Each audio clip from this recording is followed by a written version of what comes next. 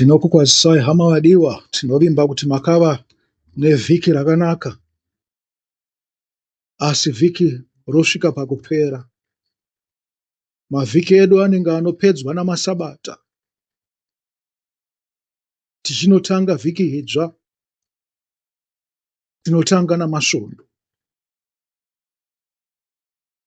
Asi kana mimvuri yoreba, usiku hwosvika musi wechishanu, toziva kuti sabata raJehovha rava pedyo. Hama dzangu, sabata rinoda kugadzirirwa. Sekugadzirira kwamunongoita basa rose rose. Nyangwe uchida kubika, unofanirwa kunge une hupfu. Unoda kubika sadza, unofanirwa kuziva kuti pane mvura. Unofanirwa kuziva kuti pane mugoti. Unofanirwa kuziva kuti pane poto. Wozivazve kuti pane machisa ekubatidza moto, nehuni dzacho, nemapfihwa ekuti uise poto yako paari. Kana usina izvozvo, dzimwe nguva ungatadze kusvika pakubika sadza. Kana ukashaya chimwe chaizvozvo, dzimwe nguva ungatadze kubika sadza. Sabata rinoda kugadzirirwa. Aiwa, tinotenda Jehovha akuchengetai vhiki rose, akuunzai kuti isu nemi tinge tichipinda pasabata raJehovha pamwe chete.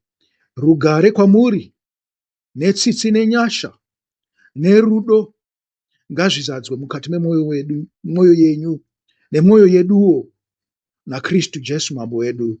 Amen. Hama dzangu, pavhiki rapera ndakapedzisira kutaura pamusoro peshoko ravadzidzi. Ndikati nini saka kungoverenga shoko ravadzidzi, matsamba kubva pana vaapόσtora, mabasa avo kusvikira pana zvakazarurwa, hazvitibatsire chinhu kana tisina vhangeri yaIshe wedu Jesu Kristu, uyezve tisina murau. Murau ndokupera kwezvinhu zvose. Murau wakaitwa pachena, wakaunzwa pachena naIshe wedu Jesu Kristu. Haana kutsaudzira murau, akagara mumurau. Naizvozvo kungoverenga vadzidzi chete nekereke dzavaishanira hazvirevi kuti mava pachokwadi. Handidi zvangu kuti kumakereke kwamunopinda uku hamuna chokwadi, asi ndiri kuti zvamunoverenga izvi nezvamunoparidzirwa zvakanaka, asi zvokwadi inoenderana nemasituations enyu inenge isipo. Naizvozvo zvose zvamunenge maparidzirwa kana kuverenga kuvadzidzi, muzvienzanisa namashoko anotaurwa naIshe Jesu kumavhangeri mana aya anoti Mateo, Marko, Johani naRuka. Asi unofanirwa kupedzisawo nemurau, nokuti Ishe wedu haana kutsaudzira murau. Ndokuti unzi waziva zvokwadi, nokuti Jesu akataura chokwadi pamusoro pemurau. Sezvatakanzwa mukadzi achitaura pana Johani 4:25, achinzi vakanga vakatomirira Mesiya, vakanga vakatomirira Jesu kuti auye. Mukadzi akati, tinotoziva nyangwe isusu vaSamaria, nyangwe Israeri rose rinotoziva, nyangwe navadhani vanonamata chifananidzo vanozviziva kuti Mesiya achauya, uyo achaisa zvinhu zvose pachena, tizvinzwisise. Vanhu vakanga vakamirira Jesu. Kana iwo wakabatira pamatsamba avapostoro akanyorwa kuvaRoma, vaTesaronika, vaGaratia navaKorinde, hausati wasvika, asi muri kurakidzwa zvenyu kuti zvinhu izvi zvaibatwa sei.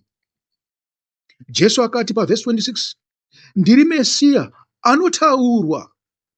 Zvikanzi ndini muponesi wenyu, ini Jesu Kristu, amunonzwa achitaurwa nezvake kumakereke aya. Uyezve ndinokuzivisai zvinhu izvi. Mhinduro dzakasiyana hama vangu. Wakatora dambudziko ravaRoma kuriita rako, uchenjere kuti uchagadzirirwa panodikanwa navaRoma, asi dambudziko rako chairo harina kugadzirwa. Hongu takaverenga vaRoma, nokuda kwokuti takanga tine mamwe madambudziko atanga tinawo akanga asina kunyatsofanana navaRoma, takatoona kuti zviri nani kuti tiende kunoita misikanzwa yaitwa navaRoma navaTesaronika navaKorinde, nekuti iko kune masolutions akapuhwa kare. Takada zvinhu zviri nyore. Ndichapedzisa zvangu, asi nhasi uno tiri kutanga nekusimbisa zvinhu izvi. Chinangwa chedu changa chiri kuti titaure tichipedzisa nyaya yebwiro bwaJesu, asi handimbobatai ipapa nekuti vazhinji havana kupanzwisisa. Yatitange kuenda kuna vaHebheru 1 verse 1 to 4 inoverenga ichiti, kare Mwari akataura kumadziteteguru edu vaRoma, vaTesaronika, madziteteguru edu kungotiwo zvavo vakanga vari kune imwe nzvimbo. Madziteteguru edu pachiKristu, kutadza kwavo kwapararira nenyika yose nekuti vanhu vakuziva zvaitwa navaRoma navaTesaronika. Vamwe vanonzwisisa, vakatonzwisisa kare pakutaurwa kwezvinhu izvi mumatsamba kuti pakanga pane uroyi hwakanga huripo, vakatora uroyi ihwohwo kuti vahushandise iko zvino izvi. ZvaMwari chaizvo vakazvisiya. Pakanga pane ubenzi, hunzenza, kuramba Mwari, kusateerera vabereki kwaiitwa, kupesana. Ndizvo zvinhu zvatakungoonawo mukati memakereke edu, kunotora dzimwe nhamo pamusoro pedzimwe nhamo. Regedzai ndipedzise kuverenga. Kare Mwari akataura kumadziteteguru edu kubudikidza navaprofita panguva zhinji uye nenzira dzakasiyana-siyana. Bhuku irori ramuri kunzwa iri, ratinoti New Testament, tichibvisa mavhengeri fuaya, vose ana Pauro, ana Peter, vaprofita venyu ivavo. Vakanga vava vaprofita yenguva yakanga iri seri kuuya kwaIshe wedu Jesu Kristu, seri kufa kwaIshe wedu Jesu Kristu.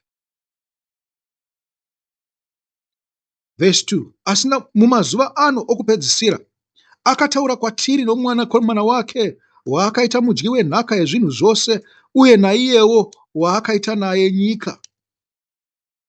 Mwanakomana ndiye chadzera chokubwinya kwaMwari, ndiye chiedza, uye ndiye mufananidzo wake chaiwo. Anochengeta zvinhu zvose neshoko rake rine simba. Muri kupanzwa ka? Vadzidzi variko vakatiudza zvavakatiudza, zvakanakisa chaizvo. Tinodzidza zvizhinji kubva pavari, asi kuna Ishe wedu Jesu Kristu, kuvhangeri, ndiko kwatinowana dzidziso yakakwana, yakanaka, tsvene. Mamwe maproblems edu ane chekuita nemurau, kupesana kwatinoita nemurau. Asi kazhinji kana muchidzidziswa mumakereke munoudzwa kunzi murau hausisina basa.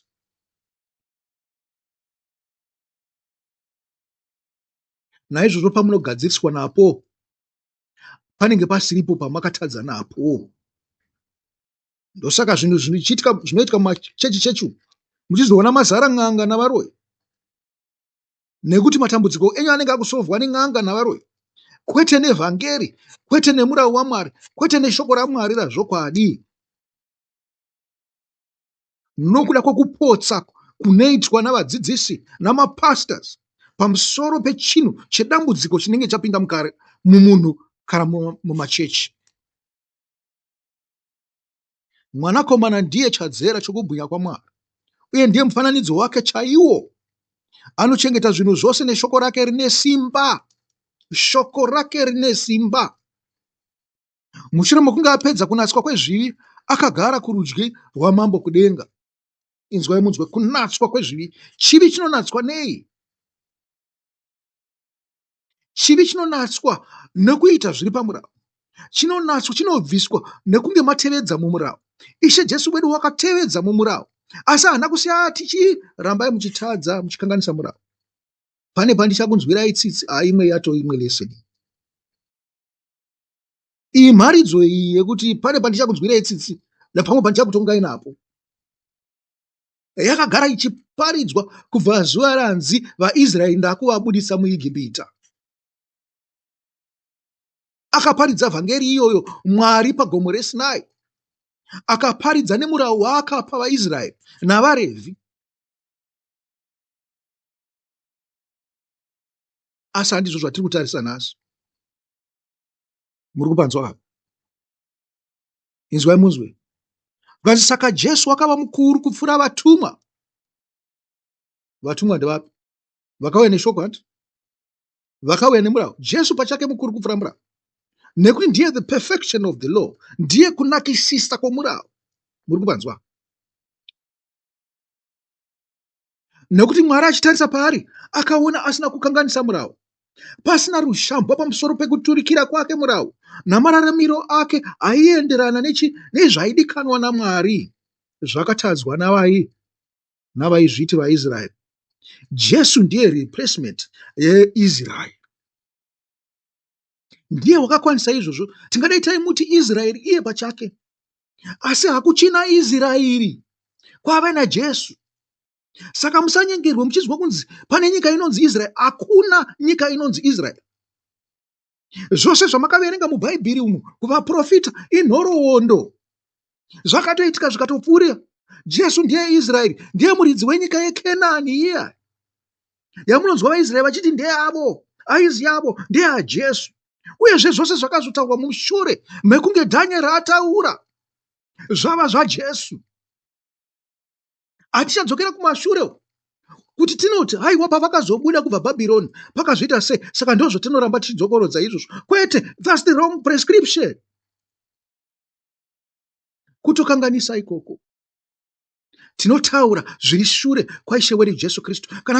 Kana Jesu ava Israeri, iye unoita zvinoita Jesu, ndiye muIsraeri akakwana asina rushambwa, ndiye munhu unenge uchitaurwa pamusoro pezvake, ndiye unopinda munyika yeKenani. Zvino chinangwa chava varipo ndechekusimudzira umwari here? Musanyengerwa navafundisi vari kuna Amerika vaya vanokunyeperai kuti kushamwaridzana naIsraeri iyi zvakanaka, ndizvo zvikudiwa naMwari. Yatova satanism iya yamunenge makupinda mairi, nekuti munenge maramba Kristu. Muri kupanzwa ka? Kana iye Kristu akava mukwanisi wemurai, ndiye aifanirwa kunzi Israeri, asi zita rake ndiye Imaniwere nenyika yake ndiye Imaniwere. Hakuchina Israeri, yakadzoserwa kumuridzi. Nokuda kwokutadza kwavo vakaparadzirwa pakati penyika, zvaifanirwa kugara zvakadaro.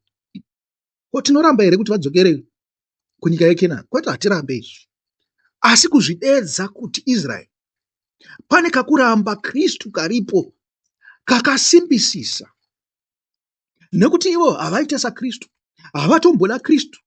Saka chamunozoitira kurutivi rwavo chii? Hamungave kurutivi rwavo. Hatinyasoziva kupesana kwavo kuri pakati kwavo namarumwe marudzi akavapoteredza, kana kuri pakati kwavo neIran. Asi chinangwa chazviri kuita zvamusiri kuona imi ndezvokuti chiri kubuditsa zita raMwari mune zvakaipa. Mwari ari kuzvidzwa nekutukwa nehondo dzavari kuita dziyadzi, kuti imi mubatwe mumambura aSatani.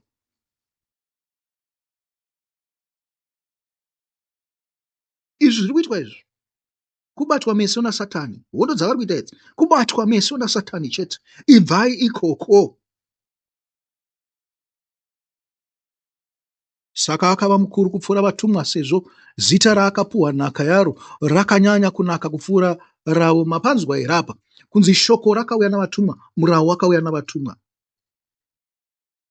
Saka zita raishe wedu Jesu Kristu rakanaka kupfuura zita reIsraeri.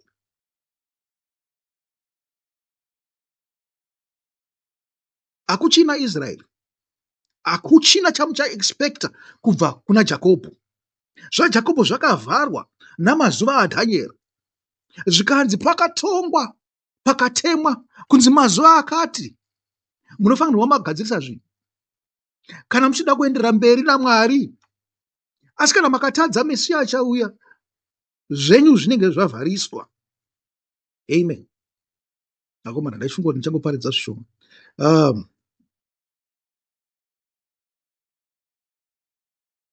Togumira ipapo hanti, verse 1 to 4. Tati isu paverse 2. Ishe Jesu ndiye mugari wenhaka yaMwari. Verse 3. Wakaita saMwari, ugere kurudyi rwaMwari, nyangwe kubva paakatiyananisira nerufu nebwiro nemuchinjikwa. Iye ari pamusoro pengirozi, nenzwi rake rinopfuura ravo. Hapana pachazonzi inzwi ravadzidzi, kana inzwi rangu richapfuura rake. Amen. Imi mungada kundibvunza muchiti, muparidzi, iyi idzidziso yakaoma. Sei muri kuti tisangotevera vadzidzi chete? Sei tisingangotevera zvinobuda mukereke chete? Aiwaka, Mwari akanaka. Zvikanzi shoko rose rakataurwa navadzidzi nerakanyorwa kuNew Testament rakafemerwa nani? naMwari. NdiMwari iye anotibuditsira kuti aiwa vana ava, nyangwe zvavo vakanga vari vadzidzi vaIshe wedu Jesu Kristu, nyangwe zvavo vaita zvinhu zvinoshamisa, asi havana kusvika pana Ishe wedu Jesu Kristu. Ishe wedu Jesu Kristu ndiye zvese, ndiye watinotsvaga kuburikidza navo. Isu chatinofanirwa kutenda kuti zvokwadi shoko ravakauya naro rekuti pana Jesu unoponesa nderazvokwadi. Kana tarinzwa tinofanirwa kutenda kuti Jesu ariko. Totsvaga Jesu, hatichatsvaga mamwe makereke.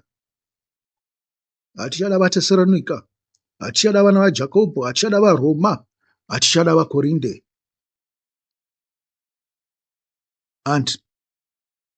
Handichaparidza zvakanyanya pamusoro pezvinhu zvatoda kutaura, asi ndoda kukurakidzai kuti sei Mweya Mutsvene akabuditsa zvinhu izvi achiti tidzokere pana Jesu.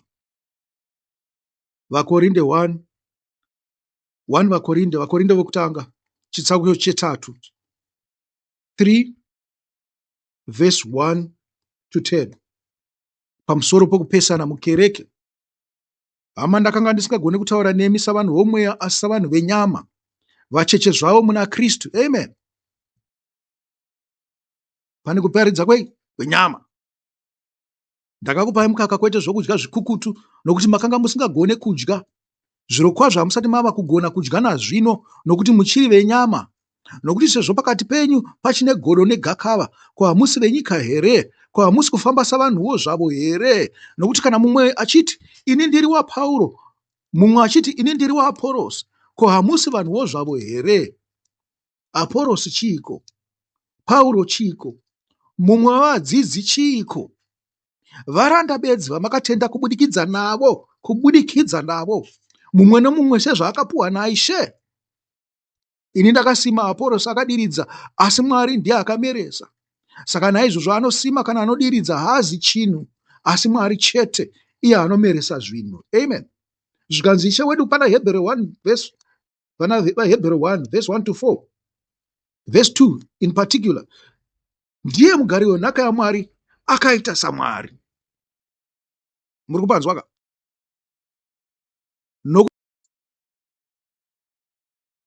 Hama vadewa, ndine urombo hukuru nohugaga hwandiri kuita hwokudimburirawo, asi tichazongoipedzisa. Ndangoti pamwe mungangowana chamunganzwisisa pamusoro pekuti sei tisingafanirwa kubatira pavadzidzi. Asi ndinoti kwamuri, ivai nesabata rakanaka. Mwari ngaadurure mweya woutsvene pamuri. Murangarire zvakataurwa pana Isaiah 58 kuti zvinodiwa kuitwa. Sezvo imi mavaprista vane rudzi naKristu Jesu, muve neunyoro netsitsi nenyasha. Mushanyire vari mumatirongo kana kuvabuditsa. Mubvise joko pane vamwe. Mupe wakashama chokupfeka. Mupewo chekudya une nzara.